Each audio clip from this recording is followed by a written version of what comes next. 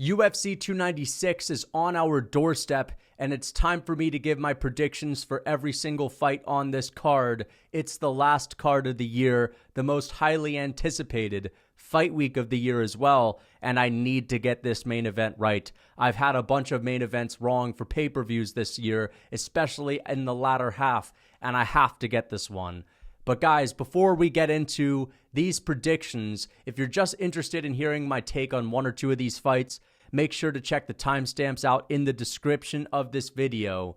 And now, let's get on to the first one. That is Randy Brown versus Muslim Salikhov. Guys, I'm going to go with Muslim Salikhov to be a difficult fight for Randy Brown, but Randy Brown getting it done anyway because he's got this real boring style where he's the typical pitter-pat kicks at range with no power. He's, again, one of the very few fighters with high output that just still happens to stink it up all the time. And you know why I think this is going to be a difficult fight for him? And let me just say this, I'm not a big fan of Randy Brown's style. I think it's super boring, okay? A lot of his wins are over guys that are pretty shitty, to be honest. Like, he's beaten some big, heavy punchers. He's beaten some guys that are pretty crispy on the feet, too. But he doesn't have wins against guys that are both crispy on the feet and big, heavy punchers that can knock you out. And Muslim Salikhov, although he is someone that's going to be really lacking in reach in this fight, Randy Brown has a 78-inch reach. Muslim Salikhov has, I think, a 71-inch reach or a 70-inch reach. He's got a lot of pop in his hands, and he has a ton of experience when it comes to kickboxing, or just any striking art for that matter as well. Kung Fu, Taekwondo. He's got finishing ability. He's only lost to really decent fighters, or at least only gotten finished by decent fighters. Randy Brown, like, who the hell is this guy beating that's worth a damn? That's actually both, as I said, dangerous on the feet and incredibly skilled on the feet. He doesn't have many of those wins, right? The people that he's taken out are guys like Wellington Turman in a split decision, right? Jared Gooden as well.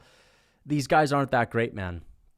I think that Muslim Salikhov is also going to be getting to those legs. He's got really good kicks, and Randy Brown has these little toothpick legs as well. That's going to give him some great issues. But ultimately, if Salikhov doesn't get the KO, even though I think he will land the bigger shots and have the bigger moments in this fight, I think that Randy Brown is still, I feel like he's still got a chance to work his way up towards the top 10 of the division. Not past that, but around the 15 through 12 spot. I feel like he can maybe get himself up there. Whereas Salikhov, 39 years old, downwards trajectory, it may be a little bit too late for him here. And I think that Randy Brown's probably going to get this one done via boring decision, pitter-pat kicks at range, and that's pretty much it, right? So I have to go with him in this fight, right? I really want to go with Muslim Salikhov. I just don't think he's going to get the KO, whereas that seems to be his chance to win this fight. And I think he's going to get out-volumed. So I'll go with Randy Brown to win this fight, but I think he's going to have a difficult time, especially getting his legs kicked. I think he's going to be getting hit with big shots as well, and he's not got the best chin. And it seems like when he has fought these bigger punchers, all right, that also have good technique, he's been finished. So it's going to be tricky for him, but let's get on to it. Martin Buday versus Shamil Gaziev. This is a real interesting fight, all right, because Shamil Gaziev, we don't really know much about him. He's got a win on the Dana White Contender Series. He submitted someone on the Dana White Contender Series, but the guys that are fighting on the Dana White Contender Series, or at least the heavyweights for that matter, they're a special kind of shitty. Like, these are the worst fighters you could possibly even think of, all right? For anyone that could, think about it. The Dana White Contender Series is like the minor leagues and the guys that are losing on it in the heavyweight division, where you can just tell they're just fat guys that are fighting in a couple of weight classes too big for them. They're terrible. Let's be honest. So Shamil Gaziev getting a submission in the first round, it looks great. He's got the name Shamil Gaziev. Off the bat, you think that this guy is like some really dominant grappler. He's from Bahrain, but I think he's got, family from Dagestan because he looks like a Dagestani. He may actually be originally from Dagestan, representing Bahrain though. But Martin Buday is undefeated in the UFC. He's got 4 wins in the UFC. He's on a 12-fight win streak. He also has a win on the Dana White Contender Series. And his last victory looked amazing, man. He finished Josh Parisian with a Kimura, and he dominated Josh Parisian in that fight. Put it on him. Sicked it on him, really.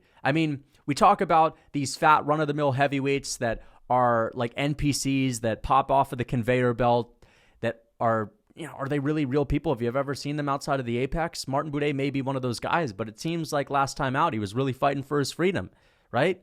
And I think that Martin Buday is at least the best out of those kinds of heavyweights where he still doesn't have pop in his hands. He's not out here knocking people out because he was landing on Josh Parisian quite flush. Like he was landing a lot of flush shots on the chin of Josh Parisian. Doesn't have that KO power to be able to put him away. Has a bunch of decisions in the UFC over guys like, Chase Sherman, Jake Collier. It's like, these guys are not good.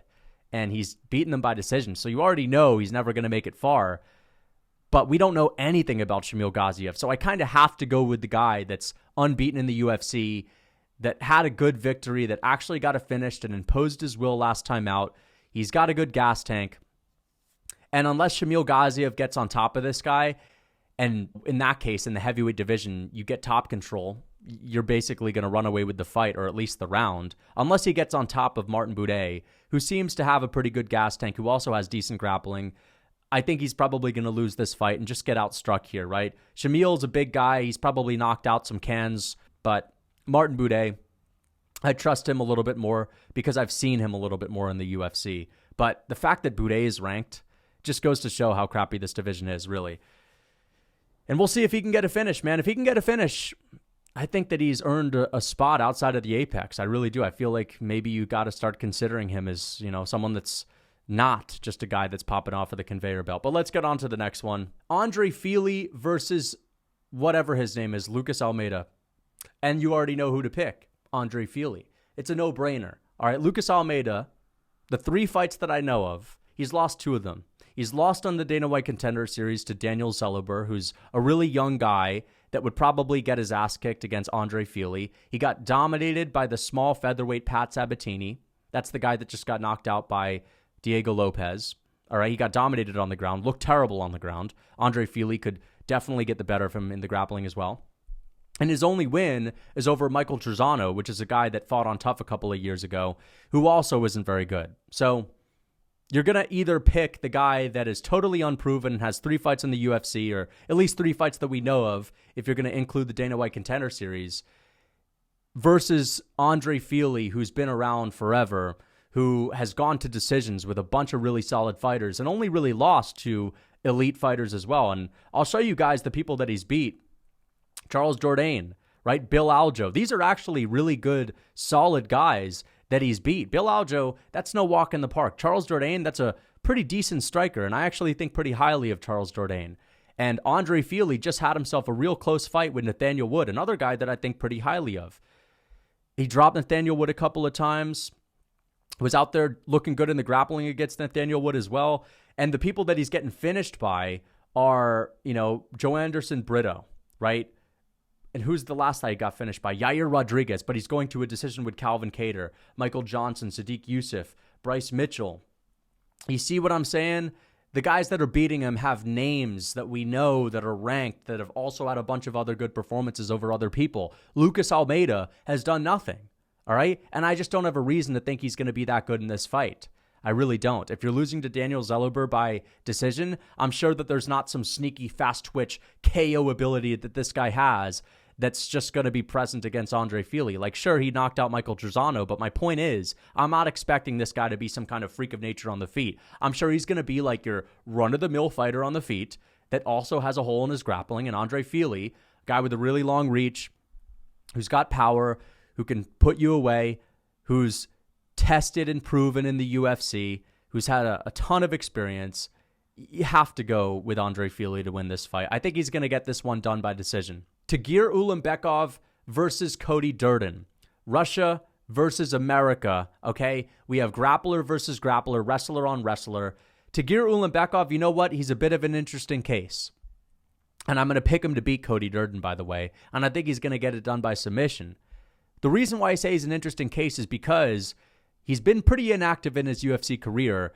He's not looked that impressive. He's been a little bit of a wet blanket, even though he has a first-round submission in his last fight against Nate Maness. Nate Maness is a pretty decent guy as well.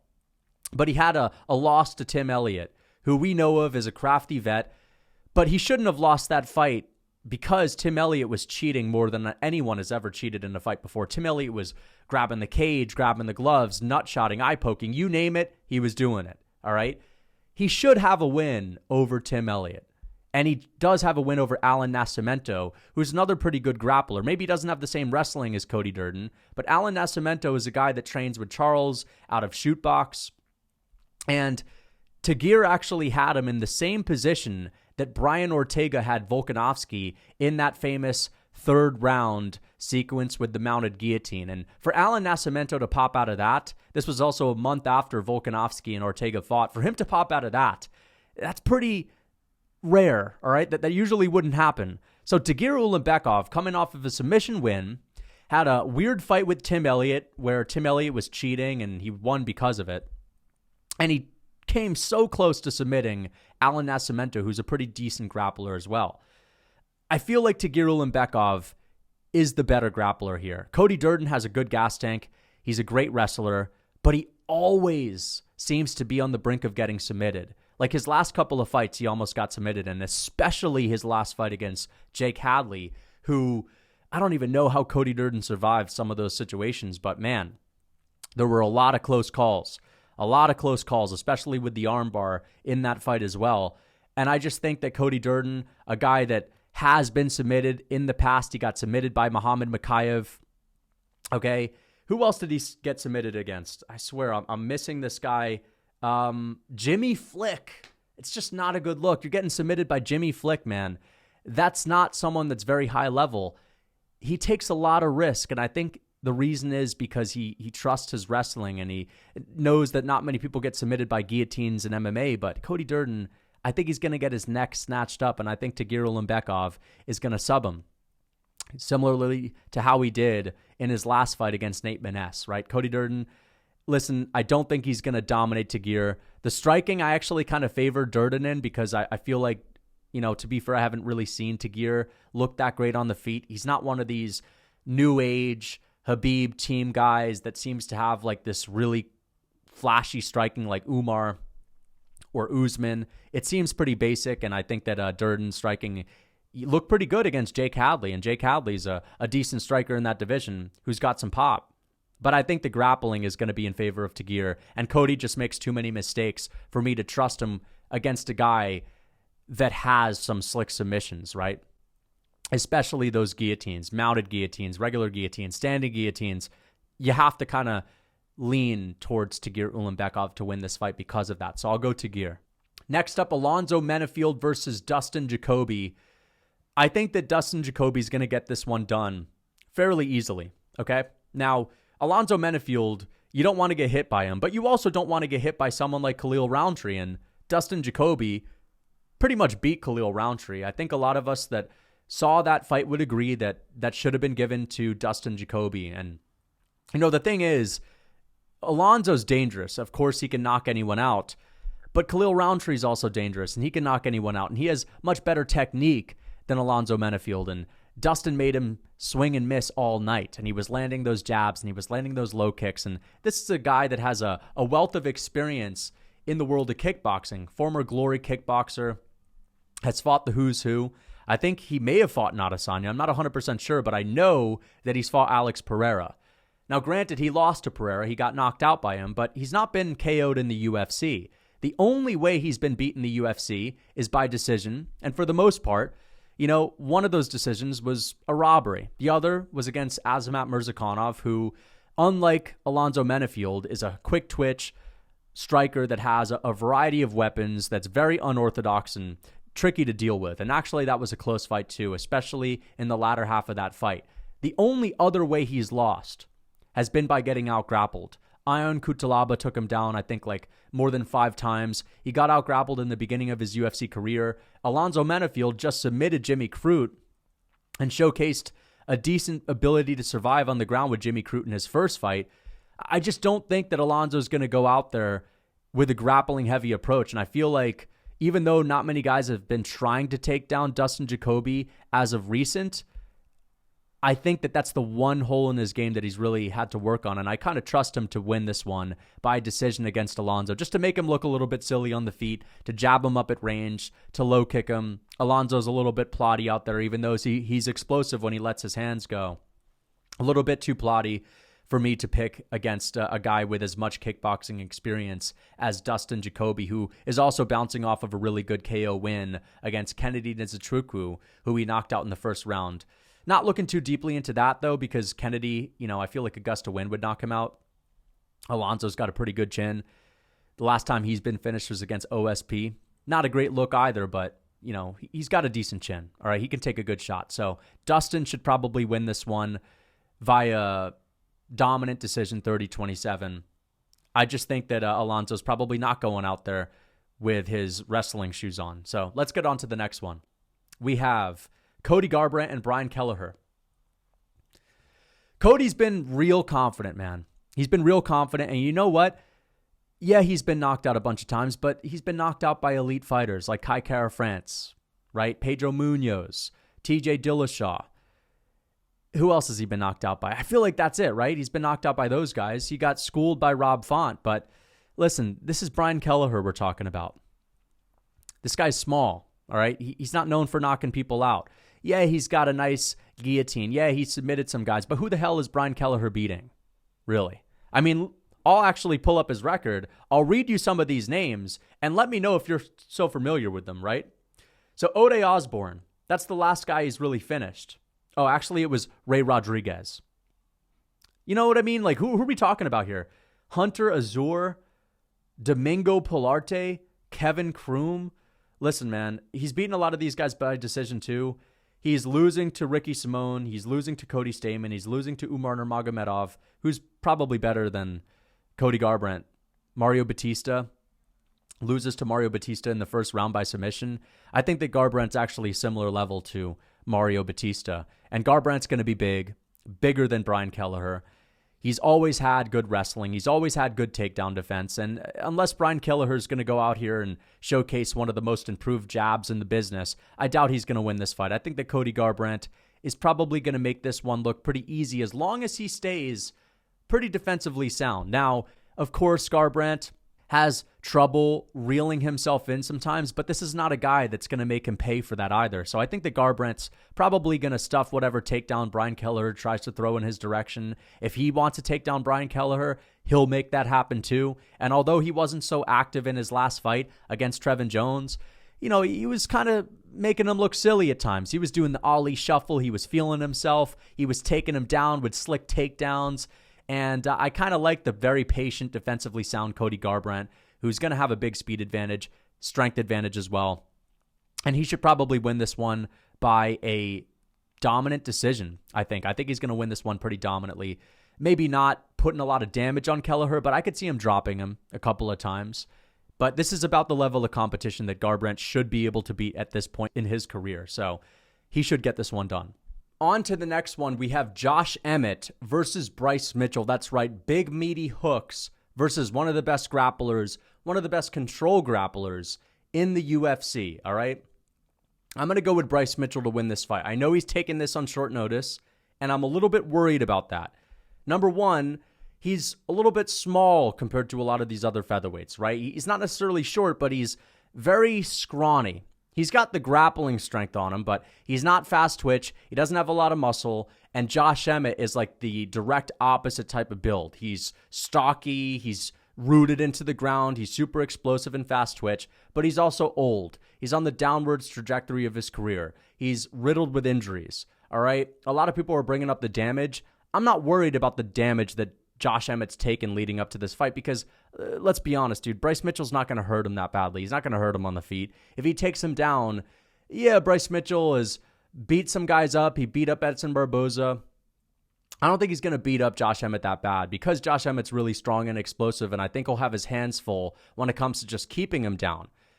And I'm also worried because Bryce is a guy that needs to push a heavy pace. It's going to be hard to take down Emmett early because he's explosive. But I still think he's eventually going to make it happen. And once he gets him down and nails him on the ground, I could just see the tide turning and being in the favor of Bryce Mitchell. I could just see him going out there with confidence after nailing the first takedown and consistently getting them for the rest of the fight. But I do think that Mitchell is in a lot of danger on the feet, all right? He's got the typical jiu-jitsu stand-up, not fast twitch. He's not very dangerous. He's only dropped one man, and that was Edson Barboza, that really was terrified of the takedown, who doesn't have the best takedown defense. But the reason why I'm picking him overall is because Josh Emmett is relatively simple and his wrestling isn't proven. People are going to be sitting here and telling me that Josh Emmett's some, really strong wrestler. Well, I don't really consider him a wrestler because whenever he's fought people that have tried to take him down, they've taken him down successfully and held him there and gotten the better of him. All right, he got submitted by Yair Rodriguez as well. All right, he took Yair down, couldn't do shit with it. Or he got taken down by Ilia Topuria, got held down and got beat up. And even though Ilia got the better of Bryce Mitchell, he rocked him first, then submitted him, of course. I still think that Bryce Mitchell may have better control in jiu-jitsu than Ilia Topuria, all right? Ilia Topuria's got decent jiu-jitsu. Bryce Mitchell has proven it time and time again. That's his bread and butter. Ilia Topuria, you could tell me all about his background in jiu-jitsu. That's a guy that likes to stand and bang these days, that likes to box, and grappling is what he does second these days, okay? Bryce Mitchell, that's all he goes out there to do. And Josh Emmett's unproven. Yeah, he's stocky. Great. He's gotten taken down by everyone that's ever tried. He's not that good on the ground. He's getting old. And I think that Bryce Mitchell is going to destroy him on the ground. Not destroy him, but I think he's going to take him down, and it's going to be pretty easy for him to hold him there. All right, Josh Emmett, big, strong guy. Once he gets put on his back, he ain't really got shit. And I think that Bryce Mitchell, if there's any fighter that's dangerous on the feet that Bryce Mitchell could prepare for in a week, it's the overhand, big, meaty hook guy, because that's literally all he does. And I also think that Bryce Mitchell is going to be destroying the lead leg as well. And Josh Emmett's had a ton of injuries when it comes to his lower body, his ACL. You name it, he's ruptured it. So I'm going to go with Bryce Mitchell to get this one done by decision. Maybe he gets rocked in the first round. Maybe he gets dropped in the first round. But I see him battling back, having good enough recovery to get a hold of Emmett, take him down. And once he gets him down, he's going to run away with the fight. So Emmett's takedown defense, it's more of a myth. It's more of just, he looks like a guy that has amazing takedown defense, but when you actually put it into practice, it's not really all that there. And Bryce Mitchell is elite, all right? He's one of the best grapplers in the UFC, and Emmett isn't one of the best anything in the UFC. On to the next one, Ian Garry versus Vicente Luque. I think that Ian Garry is going to shut down Vicente Luque and make this shit look easy, okay? I know a lot of people don't like Ian Garry, but you can't deny his skills, man. This guy is showing a tremendous skill gap between him and his opponents. And although he's not getting tons of finishes because he doesn't have a lot of pop in his hands, or I know he finished Daniel Rodriguez with a perfectly placed head kick, but just because he's not getting finishes doesn't mean that this guy isn't completely dominating the people that he's in front of. And as I've said in my prediction video for this fight, nobody does that to Magny on the feet. Magny's boring as hell. I can't stand watching him fight. People have been able to take him down and dominate him, but no one makes him look that easy on the feet because he's got a freakishly long reach. He's able to stink up fights. He's able to clinch people up against the fence. And Ian Garry looked like he was playing with his food. Not many people knock out Daniel Rodriguez as well. Daniel Rodriguez is a guy that's got a good chin, that's hardly ever been finished. He goes out there, he knocks out Daniel Rodriguez. He gets dropped by Song Kanon, fair enough. Gets hit right on that pea head by the big left hook. Makes an easy adjustment and beats the living shit out of Song Kanon and makes him look like an absolute amateur, okay? Vicente Luque, who got knocked out brutally a year and a half ago against Jeff Neal, I don't think he's going to be as willing to get dirty. I don't think he's going to be as willing to bite down on the mouthpiece and go to war anymore. He looked kind of reluctant against RDA, and I think RDA fought one of the lowest fight IQ fights I've ever seen this year. Okay, RDA was spamming takedowns left and right and getting them all reversed and stuffed, and he didn't learn from that, all right? He was actually doing all right on the feet. And what I notice is that Vicente Luque, I don't think he's the same guy anymore. Now, if he lands a good shot on the pea head of Ian Garry, I mean, that's a heavy-handed guy that you don't want to get hit by. I think that anyone could knock out Ian Garry if they land that right shot, especially now that he's up in the rankings at welterweight. But if he doesn't land that perfect shot, and Ian Garry is going to go in there fighting his best fight, if he doesn't let all the drama get to him, right? If he's not got his lips quivering at the press conference like Adesanya had going into the Strickland fight, if he doesn't look like he's shaken up all fight week, I think he's going to have a masterclass performance, and I think he's going to be stinging Vicente Luque, lack of head movement, and making that shit look simple, making it look easy. I think he's going to be snapping front kicks to the body, snapping front kicks to the knee, threatening the head kicks, cracking Luque with big jabs. And I don't think he's going to be letting the rear hand go that much to stay safe. I think he's going to have his hands glued against his chin. But as I said, man, Vicente Luque, the guy has no head movement. He's got a big square head that's just there to be hit. And he's slow, much slower than he used to be as well. And I don't think he's got the same kind of fuck it type of style that he did in the past, right? And I think that's kind of the style that he would need to go out here and win this fight, all right? I feel like he has to just let his hands go and go berserk, because I don't think that Ian Garry's got the type of power in his hands that he's going to need to lay Vicente Luque out. All right, I think that the way Garry wins this fight by a knockout would be with a big head kick or something like that, something flush that would knock anyone out. But if he's just tagging him with a good shot, I think Vicente might be able to eat one of those shots and land one of his own. I just don't think he's going to fight like that because he's going to be more reserved. And I also don't see him getting the better of Garry in the grappling. This is a guy that has a background in judo. He's been training with people like Gilbert Burns, just like Vicente. I mean, he's trained with Vicente too, but he's also been training at Shootbox, and he's been talking about getting rounds in with Damian Maia and training with Charles Oliveira. There's a lot of great grapplers out there in Brazil, and I think he'll be fine there too. So I am going to predict a Ian Garry masterclass 30-27, maybe a 30-26. I think he's going to make it look like Wonderboy versus Vicente Luque. He's just going to be stinging Luque when he comes in. Chin is right there, right down the pipe. He ain't going to be moving that head, and he's going to pay for it. So let's get on to the next fight. Tony Ferguson versus Paddy Pimblett, guys. Tony really did himself a disservice training with David Goggins, okay? Because, listen, people don't understand the level of overtraining he's doing with David Goggins. I mean, you are completely going to shut your central nervous system down. You're going to tax your body to the point to where your testosterone tanks. And I think that Tony is going to be massively overtrained, and he's going to be slower than he was in his last two fights, and he's looked pretty fucking slow in his last two fights, okay? His reaction time has gotten worse throughout his career. And you know what? I don't think Tony Ferguson has the best fight IQ. That's another thing that I want to mention. I think that we can all agree that Tony has declined physically, but I think that Tony really did depend on his physicality and his toughness back in the day, his speed, his reach advantage and whatnot, but I really think that his fight IQ kind of suffers. I mean, his game plan back in the day was pretty damn straightforward and simple. He would put the pressure on you, impose his will, and just kind of break you and throw his shins at your shins with reckless abandon, knowing that he's going to get hurt, but he's just going to grind you up anyway and hurt you more than it's hurting them. And eventually, you know, he'd wind up in some exchange and maybe catch your neck in a submission, a darce or whatever. But I think that now that he's significantly declined physically, I don't really see Tony with like a great fight IQ to be able to put on like a master class and outsmart Paddy Pimblett with a perfect game plan. I don't think he's the smartest fighter. I really don't. I think he's more of a bull, okay?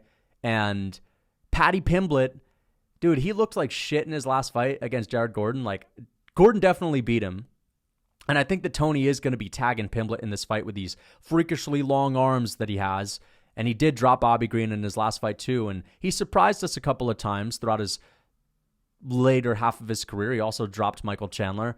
I just think that Paddy is going to take the shots because he's got a really good chin. All right. I know Paddy has been stung a couple of times in his UFC career, but man, Jared Gordon was landing as flush as you can land on someone. And Paddy was eating those shots just fine. All right. I just think that Paddy Pimblett, being a huge lightweight, is going to be improving more than Tony Ferguson, all right? So I think that Paddy's going to get a hold of Tony. He's going to take him down. Tony's a bag at this point. He's a plastic bag. He's easy to manipulate. He's weak. Probably going to be the most fragile he's ever been. As I said, you got to think about how much this guy taxed his central nervous system during that week with David Goggins, and combine that with a couple of extra weeks of training afterwards where he's still going to be ramping up, where David Goggins is finally in his head, right? David Goggins broke him in the gym, and now Tony's going to go out there and train his ass off for the rest of the training camp because Goggins is saying, just train hard, man, train hard. He's probably training close to as hard as he was with Goggins, and then he's going to do a weight cut, all right, which is going to be the straw that breaks the camel's back. I think Paddy's going to muscle him around, all right? Jared Gordon may have been hard to take down.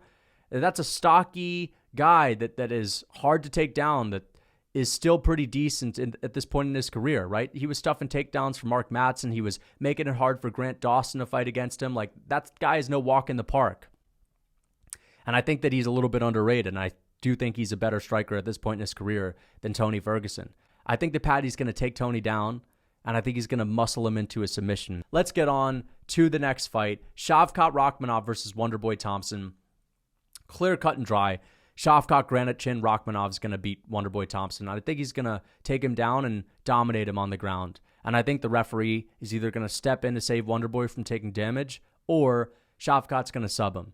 Now, yeah, Wonderboy has decent submission defense. Fair enough.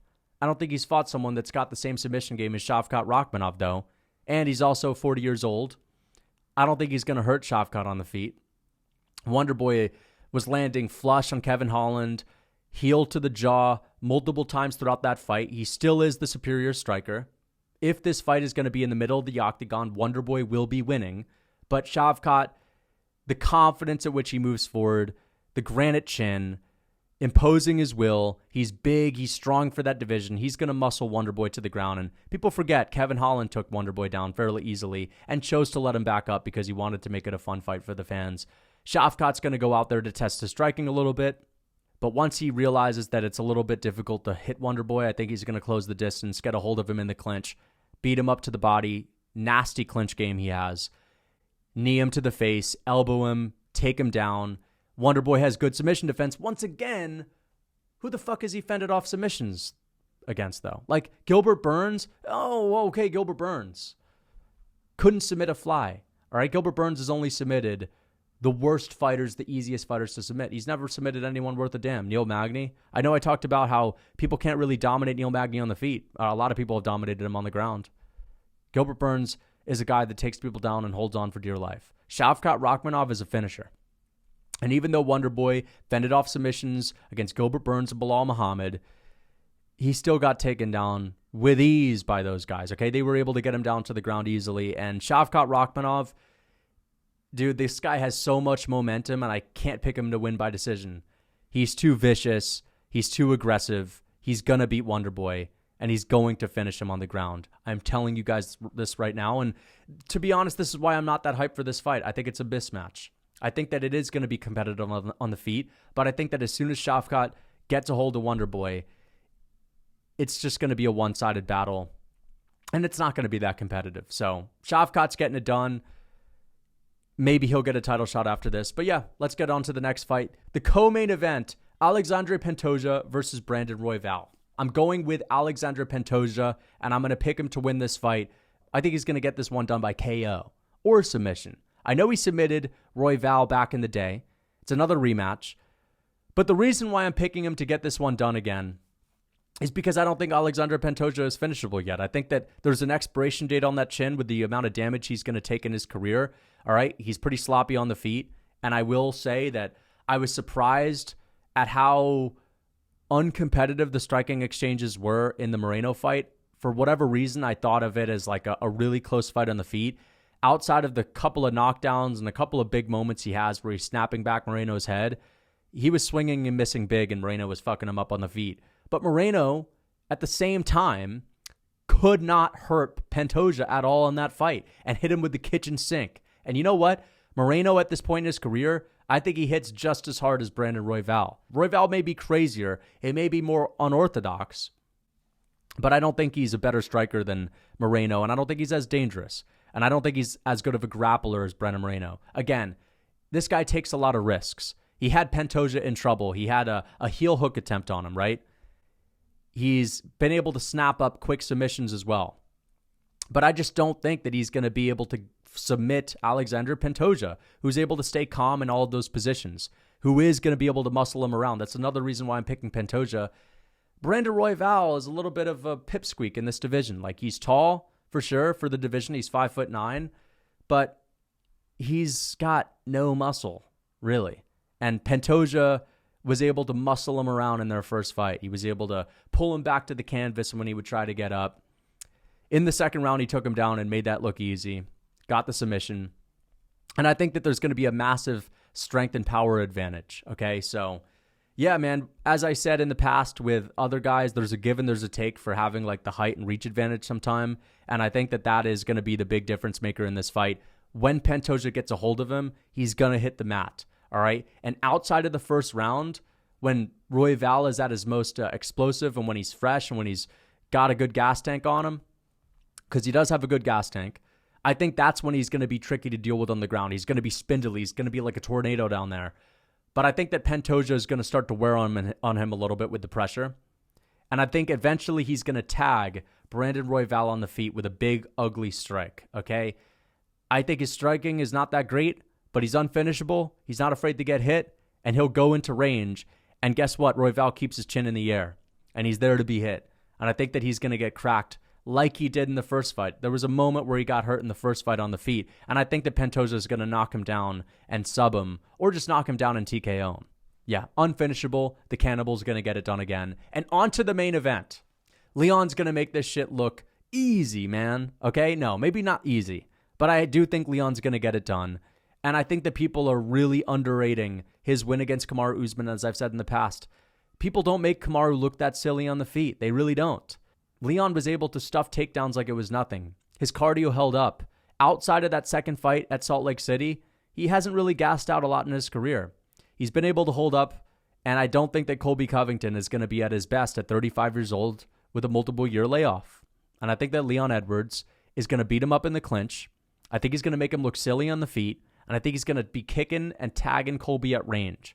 And this is going to be a completely different beast than anyone Colby's ever fought. Whereas Leon, he just prepared for Kamaru Usman twice, all right? He's fought RDA. He's had a training camp for other grapplers like RDA, like Gunnar Nelson. And Colby Covington has never once had to prepare for a long, rangy striker like this, right? He's had to prepare for guys like Jorge Masvidal. And you know what? Yeah, he had a decent performance against Jorge Masvidal, but he was also getting touched up in that fight. And he was also really working hard for the takedowns. And to be fair, if he gets Leon to the ground, yeah, man, he could definitely tax Leon Edwards. I think he's a better grappler than Kamaru. He can hurt people a little bit more on the ground. He threatens submissions down there. He makes people work a little bit more. But I think Leon's going to be able to work his way back up to his feet a lot easier than someone like Jorge Masvidal, who is 38, who's a former lightweight, kind of fat at that point in his career too. Leon's a big welterweight. He's in perfect shape.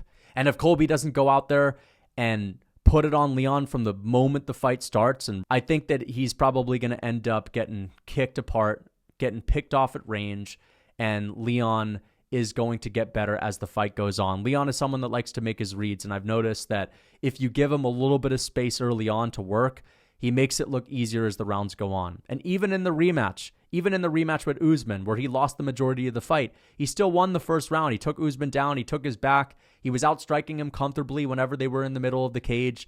It's just so hard to hit this guy. And I feel like Colby needs to be able to land a lot of those strikes upstairs to get the takedowns, to set the takedowns up. And I think it's going to be real difficult to set those takedowns up when those strikes aren't landing and he's missing big. Leon's going to be hammering the body too. That's another thing I want to mention. Leon's body is open. Colby's body is open. Leon has kicks that are untelegraphed, and Colby, man, there's a little bit of a soft spot to that body, and Kamaru Usman was getting there, and I think that Leon's kicks are going to be more powerful than Usman's. His roundhouse kicks are going to be a lot better than Usman's roundhouse kicks too. And in the clinch, another place where Colby's going to have to fight Leon in, and you know what? I think that Leon is going to fuck him up in the clinch. I think he's going to hit him with elbows and knees. And again, it's just a big step up in competition for Colby when it comes to the striking. Again, if Colby makes this a reaction fight and he's just on Leon from the moment this fight starts and Leon's just reacting to him, it's going to be hard for him to get going, for sure. I just think Colby's going to be a little hesitant and Leon's going to be picking him apart, getting to the body, slowing Colby down a little bit. And I think he's going to be big, and I think he's going to be strong, and I think he's going to be able to get up from these takedowns and stuff them fairly easily. Maybe even hurt Colby at some point, who's taken a lot of damage in his career. So Leon's going to get it done by decision. Hope you guys enjoyed the video. Until next time.